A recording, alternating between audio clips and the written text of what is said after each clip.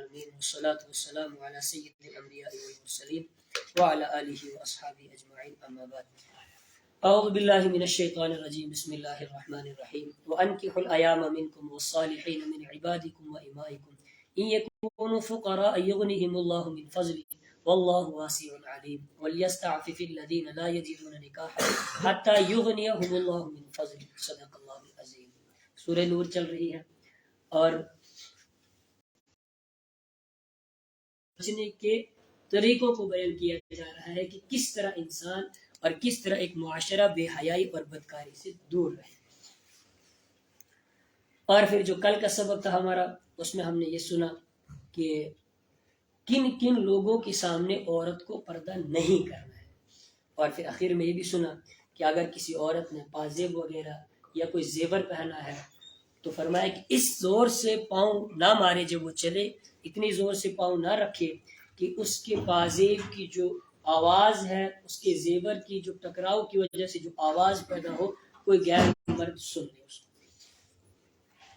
تو اب چونکہ بیان کیا جا رہا ہے بے حیائی اور بدکاری سے کس طرح رکا جائے، کس طرح معاشرے کو بے حیائی اور بدکاری سے پاک رکھا جائے، اس کو بیان کیا جا رہا ہے۔ اب چونکہ انسان ہے اور انسان کے اندر ایک جنسی خواہش موجود ہے، فطرت میں اس کی فطرت کے اندر جو جنسی خواہش موجود ہے، اب وہ اس کو پورا بھی کرنا چاہتا ہے، تو بے حیائی سے بھی رکنا ہے، بدکاری سے بھی رکنا ہے۔ تو پھر کس طرح اس انسان کی فطرت کے اندر جو جنسی خواہش ہے اس کو کس طرح پورا کرے، اس جنسی خواہش کو حلال طریقے سے پورا کرنے کی ترغیب یہاں پر دی جا رہی ہے کہ کس طرح اس کو پورا کیا جائے۔ فرمایا نکاح کرو۔ حلال طریقے سے جنسی خواہش کو پورا کرنے کا حلال طریقہ کیا ہے کہ انسان کیا کر لے، نکاح کر لے۔ فرمایا اسی کو بیان کیا کہ وَأَنْكِحُوا الْأَيَامَ مِنْكُمْ، اور تم نکاح کروا دو الایام منکم، تم میں سے جو بے نکاحے ہیں، تم میں سے جو لوگ بے نکاحے ہیں ان کا کیا کرا دو، نکاح کرا دو۔ اب چاہے وہ شروع سے ہی بے نکاحے ہو، یعنی کہ ان کی شادی ہی نہیں ہوئی ہے، یا پھر اس طور پر بے نکاحے ہیں کہ کسی کا نکاح ہوا تھا تو اس کی بیوی کو طلاق ہو گئی، یا اسی طرح مرد بھی اب بے نکاح رہ گیا ہے، یا پھر کوئی عورت ہے اس کو طلاق ہو گئی ہے، یا پھر کسی عورت کا شوہر مر گیا ہے تو وہ بے نکاحی ہو گئی ہے۔ تو فرمایا اسی طرح مردوں اور عورتوں کا کیا کرو، جو تم میں سے بے نکاحے ہیں ان کا کیا کرو، نکاح کرو۔ وَالصَّالِحِينَ مِنْ عِبَادِكُمْ وَإِمَائِكُمْ، اور جو قابل ہیں تمہارے غلاموں اور باندیوں میں سے ان کا بھی کیا کرو۔ اب چونکہ یہ باندیوں کا اور غلاموں کا رواج نہیں ہے، تو اس وقت میں تھا رواج، جب قرآن نازل ہو رہا تھا تو اس وقت کیا تھا، باندیوں کا اور غلاموں کا رواج تھا۔ تو فرمایا تمہارے غلاموں اور باندیوں میں سے جو نکاح کے قابل ہو گئے ہیں ان کا کیا کرا دو، نکاح کرا دو۔ اور آگے فرمایا کہ ان یکونوا فقراء یغنہم اللہ من فضلہ، ان یکونوا فقراء، اگر وہ فقیر، اللہ تعالیٰ ان کو مالدار بنا دے گا، من فضلہ، اپنے فضل سے، واللہ واسع علیم، اور اللہ تعالیٰ وسعت والا ہے، بہت وسعت والا ہے، علیم، سب کچھ جاننے والا ہے۔ فرمایا کہ جب تم نکاح کر رہے ہو، ایک تو یہ صورت ہے کہ تمہارے پاس وسعت ہے، تم نکاح کر سکتے ہو، یہ اپنے بچوں کا نکاح ولی کو کہا جا رہا ہے کہ تم نکاح کرا سکتے ہو، لیکن تمہیں ڈر یہ ہے کہ اگر ابھی نکاح کرا دیا تو نکاح کے بعد پھر ایک آدمی اور بڑھ جائے گا، اور جب ایک آدمی اور بڑھ جائے گا تو پھر اس کے خرچے بھی کیا ہو جائیں گے، بڑھ جائیں گے، زیادہ ہو جائیں گے۔ تو تم خرچے کے بڑھنے کی وجہ سے، خرچے کے بڑھنے کے ڈر سے جو ہے تم ان کا نکاح نہیں کرا رہے۔ فرمایا نہ، ایسا مت کرو، بلکہ اس ڈر کو نکال دو۔ ان یکونوا فقراء یغنیہم اللہ من فضلہ، ہو سکتا ہے کہ اگر ابھی وہ تمہیں یہ ڈر ہے کہ بعد میں چل کر کے وہ کمائیں گے کہاں سے، کھائیں گے کہاں سے، خرچہ بڑھ جائے گا۔ فرمایا کہ اللہ تعالیٰ اپنے فضل سے ان کو مالدار کر دے گا، اور اگر ابھی وسعت ہے تو اللہ پر بھروسہ کرو اور نکاح کرا دو، بعد کی بات اللہ پر چھوڑ دو، اپنے جو ہے تم تمام تر امیدوں کو اللہ سے وابستہ کر دو، اللہ تعالیٰ ان کو کیا کر دے گا، اپنے فضل سے مالدار کر دے گا۔ واللہ واسع علیم، اللہ تعالیٰ بہت وسعت والا، علیم، جاننے والا ہے۔ وَلْيَسْتَعْفِفِ الَّذِينَ لَا يَجِدُونَ نِكَاحًا، اور وَلْيَسْتَعْفِفْ، اور پاک دامنی اختیار کرے،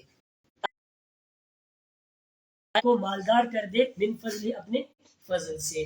کیا مطلب، مطلب یہ کہ اوپر کہا کہ اگر تمہیں نکاح کی طاقت ہے، وسعت ہے، تو ان کو کیا کرا دو، نکاح کرا دو. لیکن اب اگلی صورت یہ بیان فرمائے کہ کچھ ایسے لوگ ہیں جن کو بالکل طاقت ہی نہیں ہے، ان کے پاس مال اور اسباب نہیں ہے، تو ان کو کیا کرنا چاہیے؟ ان کے لیے فرمایا کہ وہ پاک دامنی اختیار کریں، وہ یہ صبر کریں. کب تک صبر کریں؟ جب تک کہ اللہ تعالیٰ ان کے لیے مال اور اسباب پیدا نہ فرما دے. اب پاک دامنی اختیار کرنے کا اور صبر کرنے کا طریقہ کار کیا؟ اللہ کے حبیب صلی اللہ علیہ وسلم نے فرمایا یا معاشر الشباب من استطاع منکم الباءۃ فلیتزوج فإنه اغض للبصر واحسن للفرج ومن لم يستطع فعليه بالصوم فإنه له وجاء. رحمت عالم صلی اللہ علیہ وسلم نے نوجوانوں سے خطاب فرمایا.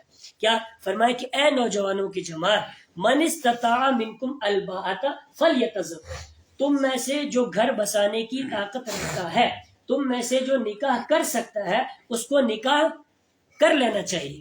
فإنه اغض للبصر واحسن للفرج، اس لیے کہ نکاح آنکھوں کو پست رکھنے اور شرمگاہوں کو محفوظ رکھنے کا ذریعہ ہے. اور ومن لم یستطع فعلیہ بالصوم، آگے فرمایا کہ جو نکاح کرنے کی طاقت نہیں رکھتا ہے، مال اور اسباب اس کے پاس نہیں ہے، تو وہ کیا کرے؟ فعلیہ بالصوم، تو اس کو چاہیے کہ وہ روزے رکھے. کیوں؟ اس لیے کہ فإنہ لہ وجاء، اس لیے کہ روزہ رکھنا یہ شہوت کو کیا کر دیتا ہے؟ توڑ دیتا ہے، شہوت کو ختم کر دیتا ہے. اور اسی طرح اللہ کے حبیب صلی اللہ علیہ وسلم نے ایک روایت کے اندر اور ارشاد فرمایا کہ نکاح جو ہے، نکاح کر لینا یعنی نکاح کے ذریعے سے آدھا ایمان کیا ہو جاتا ہے؟ مکمل ہو جاتا ہے. اور اب آدھے کے بارے میں، باقی آدھے کے بارے میں اللہ سے ڈرتے رہنا چاہیے. یعنی اللہ نے جن احکام کو، اللہ کے جو احکام ان کو پورا کرے، جن کاموں کو کرنے کا حکم دیا ہے ان کو کرے، اور جن کاموں سے روکا ہے ان سے کیا کرے؟ روکے، ان سے بچتا رہے. یہاں آ کر کے ایک اہم بات ہمیں سمجھنے کی ضرورت ہے. وہ کیا؟ نکاح ایک عبادت ہے. کیا ہے نکاح؟ بولو. نکاح ایک عبادت ہے اور نکاح ایک دینی کام ہے نا. نکاح دینی کام ہے اور نکاح عبادت ہے. کیوں؟ اس لیے کہ بعض حالات میں نکاح کو شریعت نے لازمی قرار دیا ہے. شریعت نے کیا قرار دیا ہے؟ لازمی قرار دیا ہے. اور بعض حالات میں نکاح کی ترغیب دی ہے. اگر بہت زیادہ ضرورت ہو تو نکاح کرنا ضروری ہے.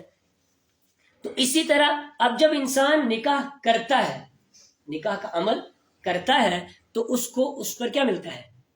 اجر ملتا ہے، ثواب ملتا ہے.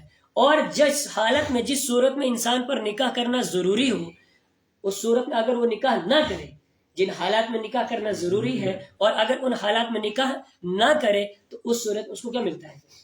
گناہ ملتا ہے. گناہ کا مرتکب ہوا وہ. تو پتہ چلا کہ نکاح ایک عبادت ہے. تو جب نکاح عبادت ہے تو عبادت کو پھر عبادت سمجھ کر کے کرنا ہے. کچھ سمجھے آپ نے؟ نکاح کو کیا کرنا ہے؟ عبادت سمجھ کر کے کرنا ہے. اس کو پھر غیروں کے طریقے سے نہیں کرنا ہے. مسجد کے اندر ہم آتے ہیں نماز پڑھنے کے لیے. نماز کیا ہے؟ ایک عبادت ہے. تو ہم نماز پڑھنے کے لیے آتے ہیں. کون مسجد میں آ کر کے ڈھول بجاتا ہے؟ کون مسجد میں آ کر کے گانے گاتا ہے؟ قربانی کرنا عبادت ہے.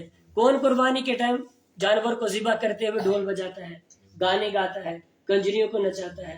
تو جس طرح نماز عبادت ہے، قربانی عبادت ہے، اس طرح زکوٰۃ دینا عبادت ہے، صدقہ کرنا عبادت ہے، اسی طرح نکاح بھی کیا ہے؟ ایک عبادت ہے. جب نکاح بھی عبادت ہے تو پھر وہاں ہم ڈھول کیوں بجاتے ہیں؟ پھر ہم وہاں گانے کیوں سنتے ہیں؟ پھر وہاں کنجریوں کو کیوں نچاتے ہیں؟ اس کا مطلب کہ ہم نکاح کو عبادت سمجھ کر کے نہیں کر رہے ہیں. دوستو یہ عبادت ہے. عبادت ہے، پھر اس کو عبادت سمجھ کر کے کرنا ہے. اس کے اندر پھر خرافات اور فحش کام، بے حیائی کے کام ہمیں نہیں کرنا چاہیے. اس کے بعد پھر جب انسان نکاح کرتا ہے تو اسلام نے نکاح کے موقع پر چند چیزوں پر زور دیا ہے کہ یہ کام کرنے چاہیے انسان کو. چند چیزیں کیا کیا؟ نمبر 1، نکاح کا مقصد صرف اور صرف یہ ہو کہ میں بے حیائی سے بچوں. نکاح جب انسان کرتا ہے تو پھر کیا ہوتا ہے؟ نیت یہ ہونی چاہیے کہ میں کیا کروں؟ بے حیائی سے بچوں. رحمت عالم صلی اللہ علیہ وسلم نے ارشاد فرمایا جو شخص صرف اس نیت سے نکاح کرتا ہے کہ اس کی نظریں نیچی رہیں اور شرمگاہ محفوظ رہے اور صلہ رحمی کرے. 3 کام: جس کی نظریں نیچی رہیں اور اس کی شرمگاہ محفوظ رہے اور وہ صلہ رحمی کرے. کیا کرے؟ صلہ رحمی کرے. تو اللہ تعالیٰ اس مرد کو اس عورت کے لیے جس کے ساتھ اس کی شادی ہو رہی ہے، اس مرد کو اس عورت کے لیے اور اس عورت کو اس مرد کے لیے مبارک بنا دیتا ہے. یہ بہت اچھی زندگی گزرتی ہے ان کی. اور اسی طرح ایک روایت میں فرمایا کہ جو شخص کسی عورت سے اس کی دنیاوی عزت اور حیثیت کی بنا پر شادی کرتا ہے، کیا دنیاوی عزت اور حیثیت کی، یہ بڑے گھر کی ہے، اس کی بڑی عزت ہوتی ہے، تو دنیاوی عزت اور حیثیت کی بنا پر اگر اس کسی عورت سے کیا کرتا ہے؟ شادی کرتا ہے، تو اللہ تعالیٰ اس کی ذلت میں اضافہ کرتا ہے. کیا کرتا ہے؟ جو دنیاوی عزت اور حیثیت کی بنا پر کسی عورت سے شادی کرتا ہے تو پھر اللہ تعالیٰ اس کی ذلت میں کیا کر دیتا ہے؟ اضافہ کرتا ہے. اور جو اس کی حسب اور نسب کی وجہ سے کیا کرتا ہے؟ شادی کرتا ہے، تو اللہ تعالیٰ اس کو اور پست کر دیتا ہے. اور پھر تیسری بات کہ جو کسی عورت سے اس لیے نکاح کرتا ہے کہ اس کی نظریں نیچی رہیں اور پھر اس کی شرمگاہ کی حفاظت ہو، اس کی شرمگاہ محفوظ رہے اور وہ صلہ رحمی کرے، تو اللہ تعالیٰ پھر ان دونوں کو ایک دوسرے کے لیے کیا بنا دیتے ہیں؟ مبارک بنا دیتے ہیں. ایک تو یہ کہ نکاح کا مقصد صرف یہ ہو کہ بے حیائی سے بچے. دوسری بات کہ عورت کا انتخاب دین داری کی بنیاد پر کرے. یہ نہ دیکھے کہ بڑی مالدار ہے، اس کا باپ بڑا مالدار ہے تو میں اس کے ساتھ نکاح کروں گا تو میری بیک اچھی ہو جائے گی، مجھے بھی اچھا خاصا پیسہ مل جائے گا. فرمایا نہ، عورت کا انتخاب دین کی بنیاد پر ہو، دنیا کی بنیاد پر نہیں ہونا چاہیے. یعنی گھرانہ بھی دیندار ہو، اور جس عورت سے نکاح کر رہا ہے وہ عورت بھی کیا ہونی چاہیے؟ دیندار ہونی چاہیے، متقی اور پرہیزگار ہونی چاہیے. کیوں؟ اس لیے اگر مال کو دیکھ کر کے کیا کرے گا؟ شادی کرے گا تو پھر اللہ تعالیٰ اس کو فقر کے اندر مبتلا کرے گا. تیسری بات، جب نکاح کیا جائے تو نکاح میں کم سے کم خرچہ ہو، فضول خرچی نہ ہو. اس لیے کہ رحمت عالم صلی اللہ علیہ وسلم نے ارشاد فرمایا کہ زیادہ برکت والا نکاح وہ ہے جس میں کم سے کم خرچہ اور ہلکا ہو.